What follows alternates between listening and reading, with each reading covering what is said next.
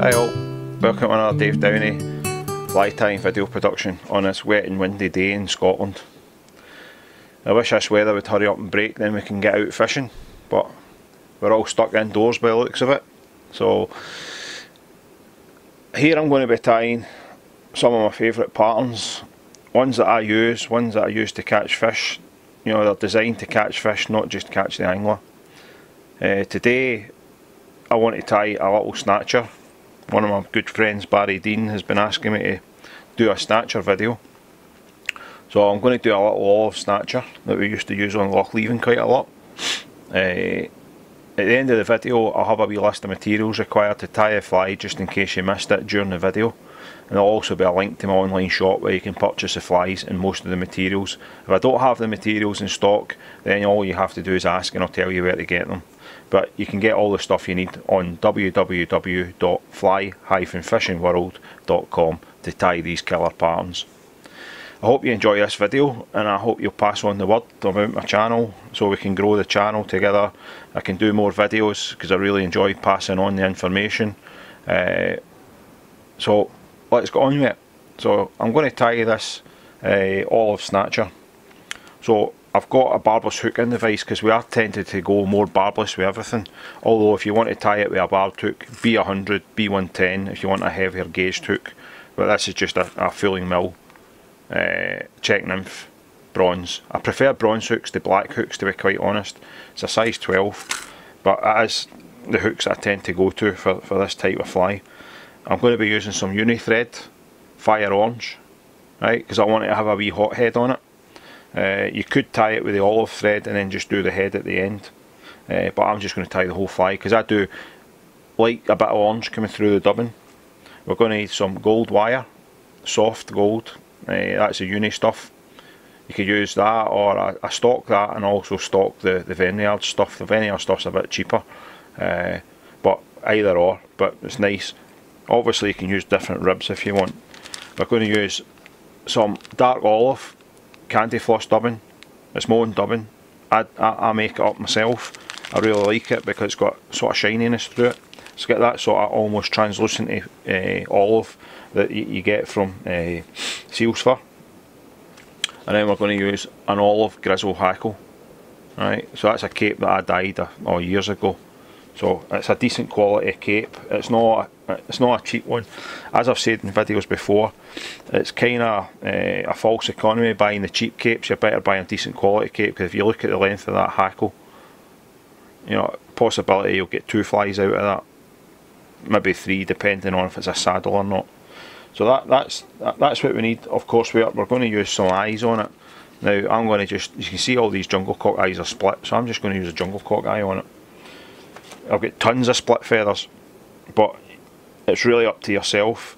You can use goose bites, you can use flash, you know, it's really your own choice. Bit of red holographic, you know, that always brings a fly out, a nice bit of holographic in there. So I've just put the thread on, and we're just going to take it down past the bend. Right, and then we'll go back up, and more open turns as we go back up, because we're putting dubbing on, so it doesn't really matter. So we'll get our gold wire, and we'll just tie that in.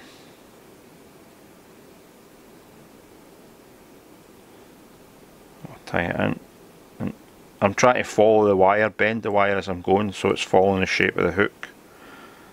So let's get that done, down to there. Then we'll go forward a little bit because I want a wee butt of gold. So I'm going to do 4 or 5 turns of gold first, right, just as a wee butt, and then we'll tie it in.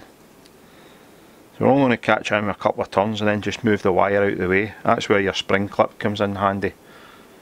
Alright, so that's that. Then we're going to get our wax, and we'll just wax the thread. Now, I've said in other videos, a lot of people tend to tie the hackle in this way and go forward.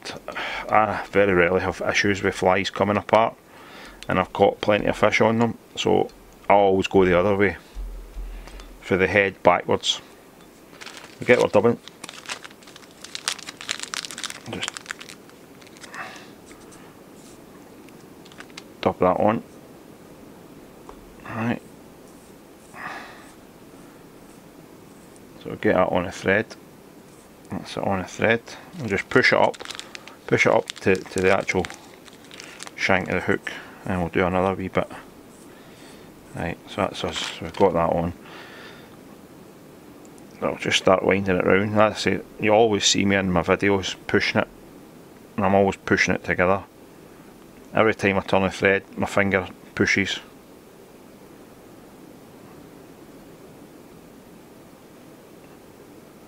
Right, I need a little bit more on there because there's not enough, so we'll go for another bit.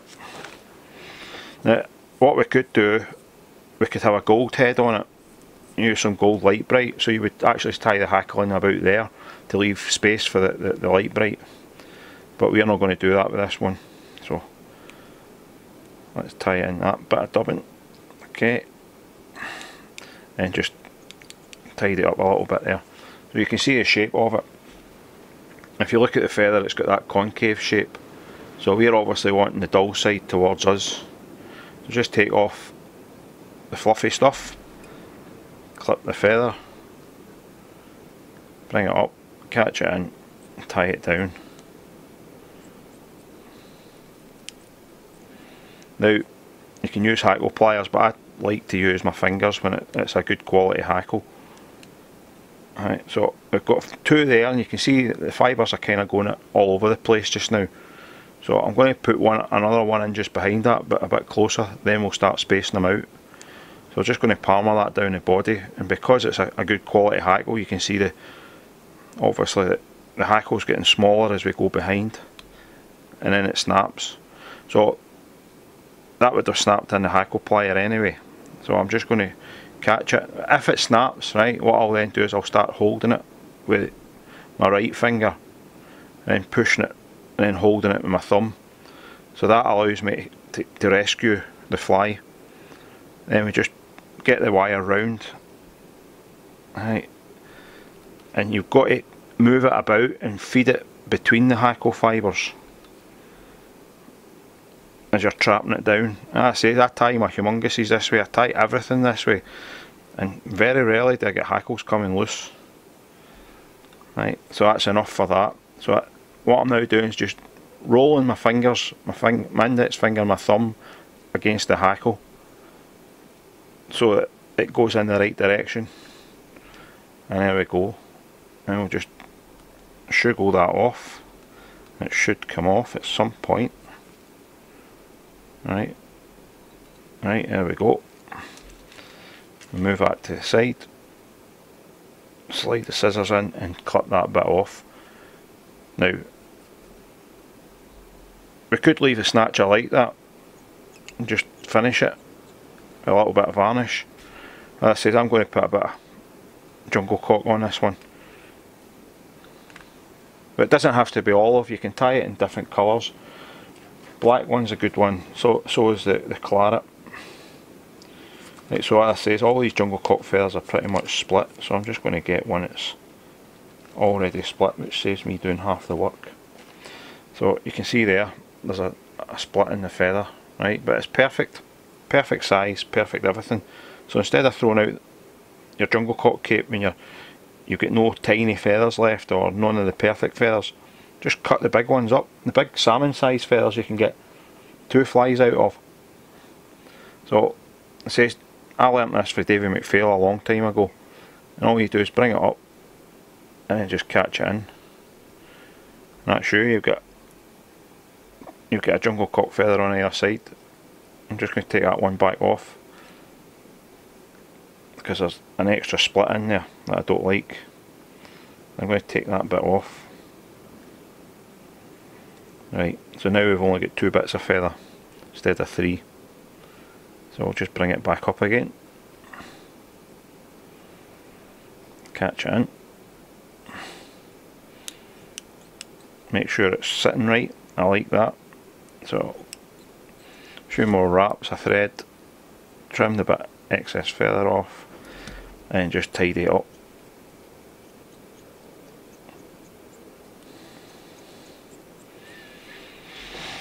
And as always, 1 whip finish, 2 whip finishes.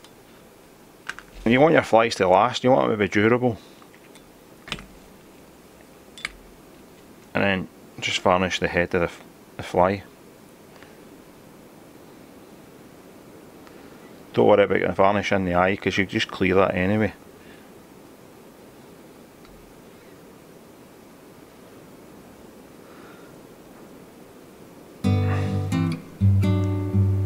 That's it. All of Grizzle Snatcher. I'm just going to clean that eye out.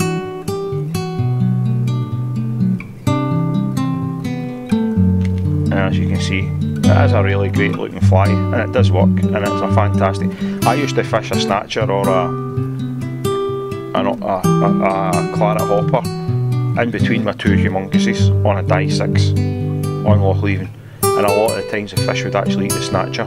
Now there is another Snatcher that I will tie which is very similar, but it's Claret, and there's a wee story about that because in the semi-final of the Nationals on Loch Leven I was out with a guy called Scott Posey, and Scott Posey's a well-known angler in Scotland. And Scott, I stuck the fly, it was a really bad day, it was blowing a gale, massive waves, and I managed to stick the fly in between his shoulder blades and his jacket, or his waistcoat. And that guy took that fly out his waistcoat after the competition, and in the final that year he won the Nationals. He became national champion and he caught the fish on that Snatcher that I stuck in his jacket. So there you go. I might not have become national champion using that fly, but Scott did. So well done. So I hope you enjoyed that fly. I hope you're going to pass it about. You're going to let people know about it. Follow me on my Facebook, David C. Downey. Follow me on my Instagram, Dave Downey Fly Fishing. Check out my guiding site, www.davedowneyfishing.com, and my online shop, as I said before. If I don't have the materials shown, just ask, send me a message, ping me an email, dave@flyfishingworld.eu. But the online shop is www.fly-fishingworld.com, or just do a search in Google and you'll find me. So thanks for watching another Dave Downey Fly Tying video production. I hope you have a good day even though the weather's terrible, and as I say, I hope you have some good fishing with these flies. Take care, bye.